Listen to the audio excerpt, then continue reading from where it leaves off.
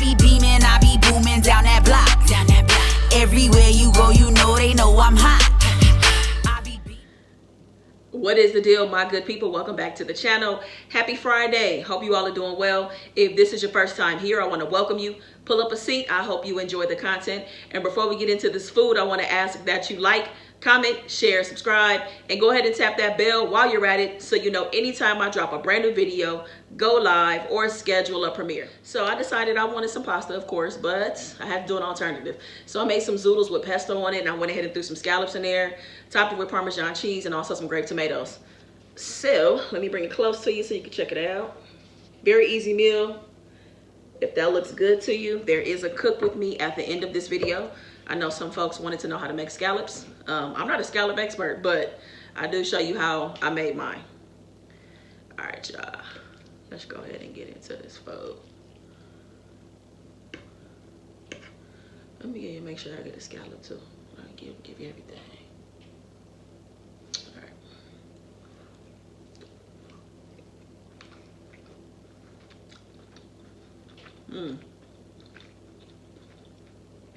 I cook the scallops perfect.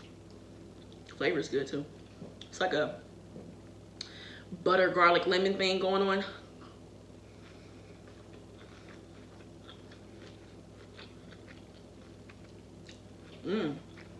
Everything together in that bite with the tomato. Wow. This is good. I haven't had zoodles in a minute. And I think this is the first time having zoodles on the channel.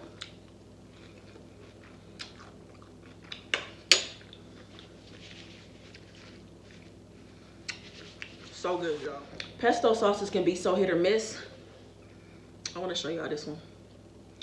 You know where I got it from. You know I got it from Aldi.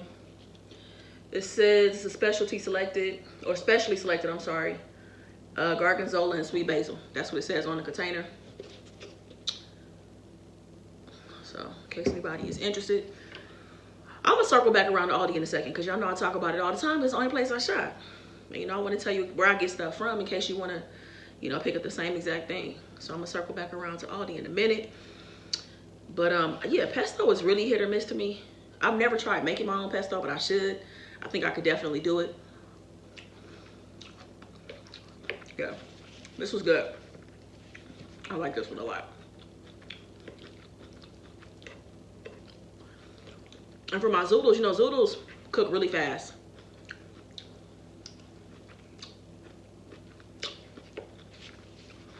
I just threw these in the skillet real quick. Didn't let them cook for long at all. Because this dish, you could, you know, basically eat it like a salad.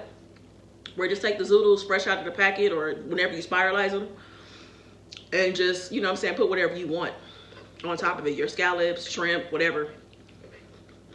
You can have it like a cold salad. But I wanted mine a little bit warm, so I cooked my my zoodles down a little bit. So what's up, y'all? Happy Friday. We done made it through this week. What's your plan for the weekend? I'm going to a game night this weekend. Which I'm excited about. Y'all know I'm competitive, so I'm going to win. I'm going to have fun. I'm going to win. But I'm not a sore loser. So that's a plus. As soon as I lose, I'll be like, next, all right, next game. Let's go. That's how I am. Well, I let it have fun.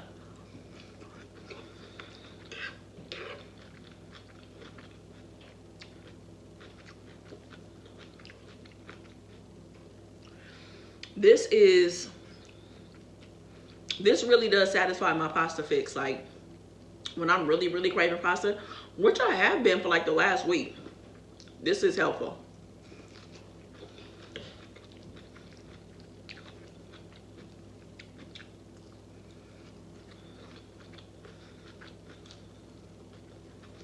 All right, so I get a lot of questions about Aldi because I shop there all the time and I talk about it all the time.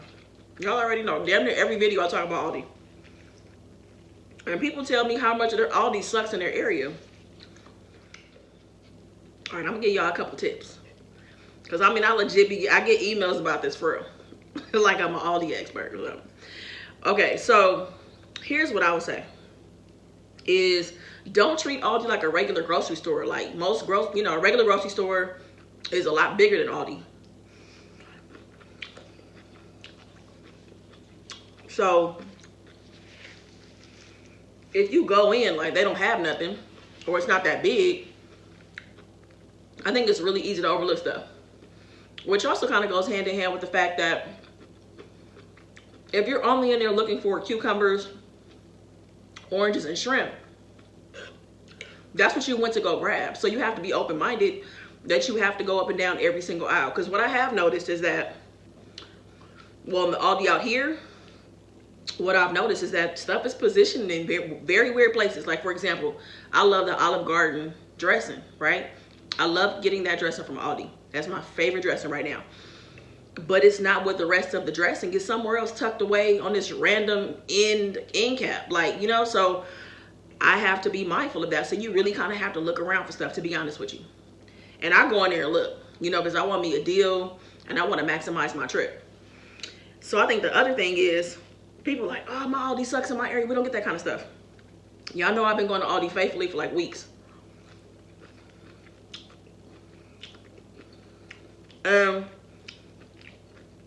Out of nowhere, they now have lobster tails. I'm like, where these lobster tails come from? They now have 2 7-ounce lobster tails for $13.99, which is a really good deal. So when I see it, I buy it. But I mean, I'm like, where'd they come from? And then all of a sudden, I couldn't find zucchini at Aldi. I did this last trip, but the last couple trips I've gone, they didn't have zucchini. And so I asked an employee and he was like, oh, it just depends on the delivery. So I would suggest finding out when your local Aldi, when they get deliveries. So if it's every Tuesday or whatever, and on that day you go so that you can see what they have. Because it's like they get stuff, new stuff is recurring stuff or whatever. I mean, because zucchini is pretty standard in the grocery store. But the guy was like, we didn't get anything in the truck. So I think you just got to go and just be open-minded and look everywhere. Look in every, every freezer, all of that. Like, really look around, and I promise you will find some deals. I promise. So those are my tips. That's what I do. Like, even though I have a list, I'm still, looking around to see what else I might find that catches my eye.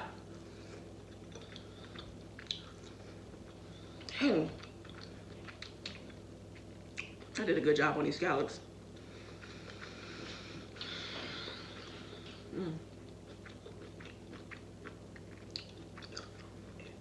Also this weekend, I know I'm random, just switch the whole topic, right?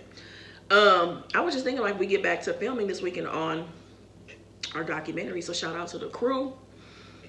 This is gonna be our 7th day of filming, y'all. We are not playing with this documentary. We about to take the trip on the road. We going to DC, we're going to Phoenix.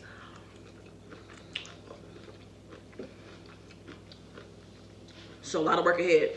A lot of work ahead. And I thought about the documentary, which is what I was gonna talk about today. Not the documentary, but something about it. I hear people say all the time, because I talk to a lot of y'all. We talk in the comments on IG, email, we talk, and people are like, I don't know what I'm good at. I don't know what I'm an expert. I'm not an expert in anything.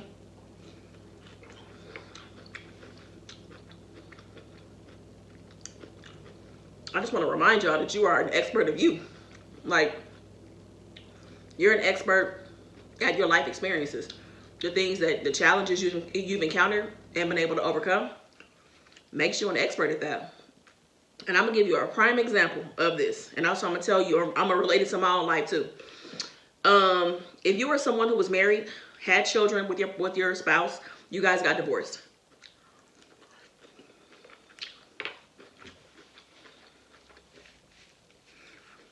Let's say it was a really messy divorce.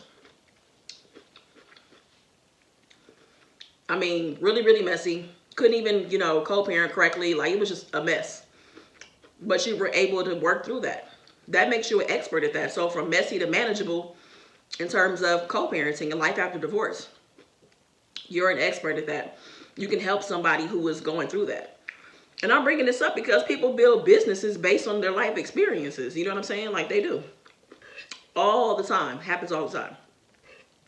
So just even with that, I mean, just recognizing, even if you're not trying to build a business off of things that you've experienced, you're an expert at you and what you've experienced in your life. You know what I'm saying? And like, you can't sit in the classroom and someone teach you about that. You know what I'm saying? You had hands-on experience with it. And, you know, if I was going through a messy divorce, I would definitely talk to someone who's experienced it before me and ask them how they navigated things.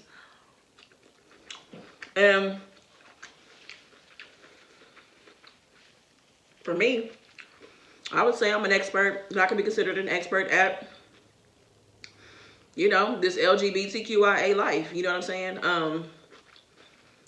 Because I have come out of the closet. I have experienced restoring my relationship with my parents.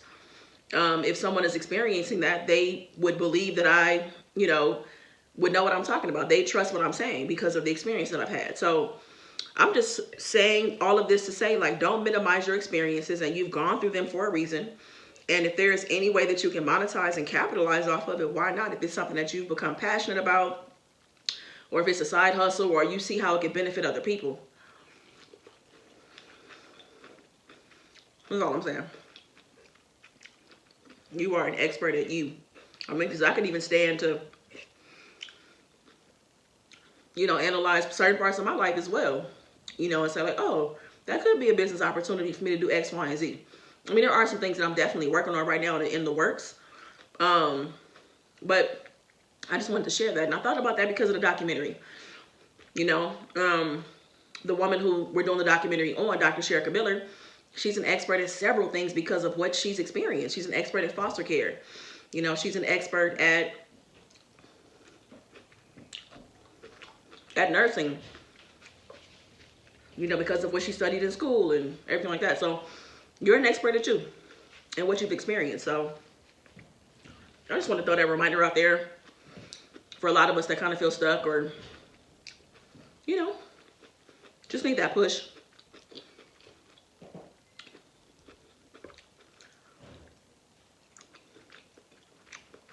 Y'all, these scallops.